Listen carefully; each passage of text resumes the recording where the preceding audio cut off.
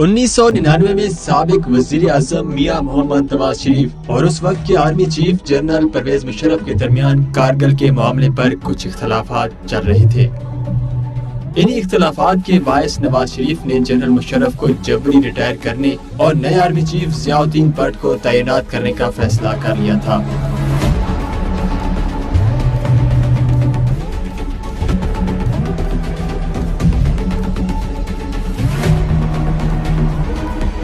अक्टूबर 1999 को army chief Musharraf अपनी एहलिया समेत 2 दिन को दौरे पर श्रीलंका चले गए।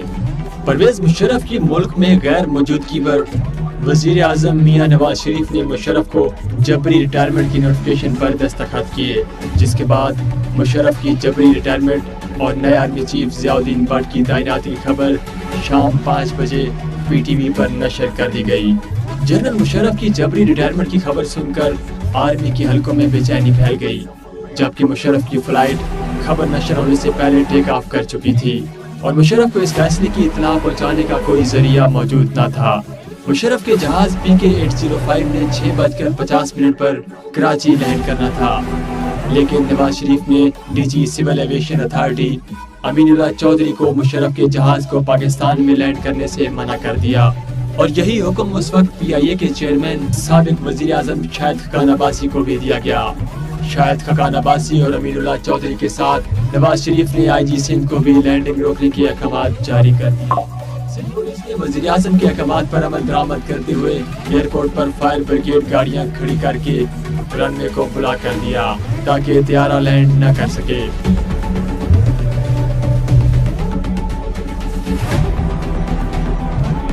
शाम 6 बजे के करीब एयर ट्रैफिक कंट्रोल से कैप्टन सरवत को पैगाम दिया गया कि आप तैयारा पाकिस्तान के किसी भी एयरपोर्ट पर लैंड नहीं कर सकते।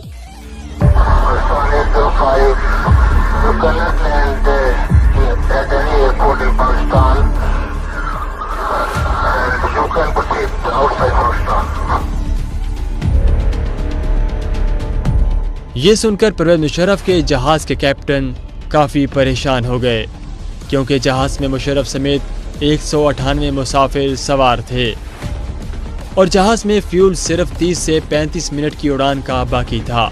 कैप्टन ने वापस पैगाम भेजा कि जहाज में इतना फ्यूल नहीं कि इंडिया के शहर अहमदाबाद एयरपोर्ट के अलावा किसी और मुल्क जा सके। नवाज शरीफ को जब जहाज के फ्यूल के बारे में बताया गया तो उन्होंने मुबैना तौर पर जहाज को अहमदाबाद एयरपोर्ट इंडिया ले जाने का कहा। कैप्टन सरवत ने जहाज में मौजूद मुशर्रफ के साथ ही ब्रिगेडियर नदीम ताज को कॉकपिट में बुलाया और सारी सूरत हाल से आगाह किया। ये सुनकर परवेज मुशर्रफ भी कॉकपिट में आ गए। जहाज के कम्युनिकेशन सिस्टम से कराची कंट्रोल टावर राब्ता किया गया। एयर कंट्रोलर को मुशर्रफ ने कोर कमांडर कराची से बात करवाने का कहा तो एयर कंट्रोलर ने बात करवाने से इनकार कर दिया। उधर जनरल इफ्तिखार को सारी सूरत हाल का इल्म हुआ तो वो कंट्रोल टावर पहुंच गए। जनरल इफ्तिखार ने पायलट से बात करवाने का कहा तो कंट्रोलर ने ये कहकर इनकार कर दिया कि ऊपर से सख्त आर्डर आया है कि फ्लाइट के अलावा पायलट की किसी से भी कोई बात न करवाई जाए। हालात लम्हा बलम्हा बिगड़ती जा रही थी। एयर ट्रैफिक कंट्रोलर का जवाब सुनकर जनरल इफ्तिखार ने उस पर पिस्तौल तान लिया, जिस पर कंट्रोलर ने पायलट से बात करवाई और जनरल इफ्तिखार ने पायलट को अहमदाबाद इंडिया जाने के बजाय कराची में ही लैंड करने का कहा। जनरल इफ्तिखार ने मुशर्रफ को नए आर्मी चीफ जियाउद्दीन भट्ट की अपॉइंटमेंट और उसकी जबरी रिटायरमेंट की खबर दी। ब्रिगेडियर नदीम ताज और जनरल मुशर्रफ भी उस वक्त पायलट के साथ कॉकपिट में मौजूद थे।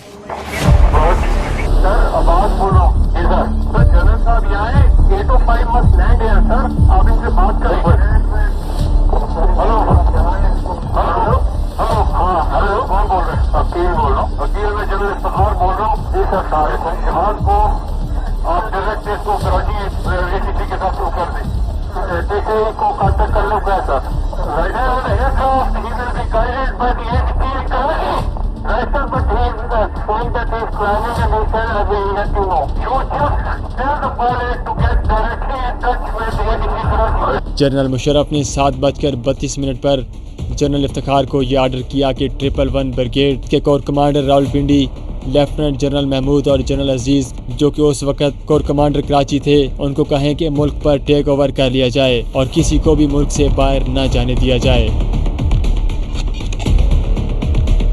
नाजरीन, लैंडिंग टाइम 6:50 था, जबकि त्यारे को हवा में घूमते हुए 50 मिनट हो चुके थे और पायलट की परेशानी बढ़ती जा रही थी।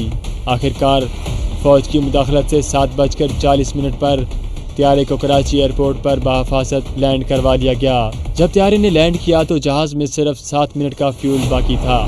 जनरल मुशर्रफ त्यारे से उतरे तो कोर कमांडर कराची जनरल उस्मानी ने उतरते ही उनको ये बताया कि मुझे आपको गिरफ्तार करने का हुक्म मिला है। इस बात पर एक लम्हे के लिए मुशर्रफ घबराए, लेकिन साथ ही जनरल उस्मानी ने मुस्कुराते हुए कहा, सूरत हाल कंट्रोल में है सर। यूं एक बार फिर मुल्क में मार्शल लॉ लग चुका था और अब मुल्क का तमाम कंट्रोल फौज के सुपुर्द था। Dear brothers and sisters, your armed forces have never and shall never let you down, inshallah.